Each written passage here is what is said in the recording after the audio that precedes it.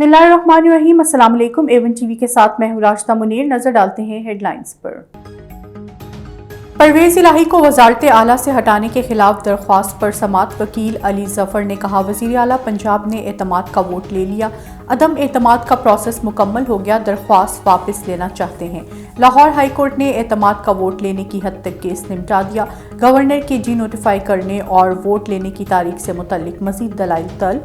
अदालत ने कहा कि हमारे सामने 3 सवाल हैं, गवर्नर की तसल्ली और वोटिंग के लिए मुनासिब वक्त क्या है। PTI का एतमाद के वोट के दौरान गैर हाजिर अरकान के खिलाफ कार्रवाई का फैसला। मोमना वहीद, खुरम लगारी और फैसल चीमा के खिलाफ नाअहली रेफरेंस स्पीकर पंजाब असम्बली के पास दायर किया जाएगा।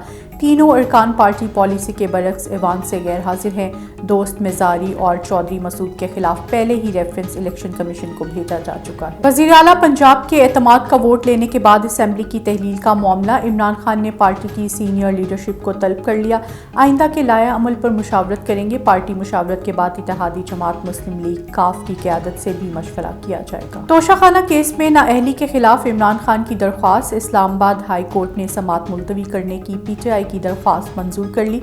मौक़िफ़ इख्तियार किया गया कि barrister Ali Zafar Lahore high court में मसरूफ़ हैं, वही इस केस के दलाइल देंगे। चीफ जस्टिस ने रिमार्क्स दिए कि आपने एक नोटिस को 2 अदालतों में चैलेंज कर रखा है।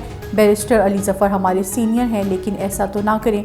मुआविन वकील ने कहा कि इसका जवाब तो बैरिस्टर अली ज़फ़र ही देंगे। इमरान खान की दरख्वास्त पर आइंदा समात 25 जनवरी को होगी। किसी एक शख्स की मर्जी से इलेक्शन नहीं होते, वज़ीर आला सिंध सैयद मुराद अली शाह ने कहा। असम्बली तहलील करने का इख्तियार वज़ीर आला की सवाबदीद नहीं हो सकता।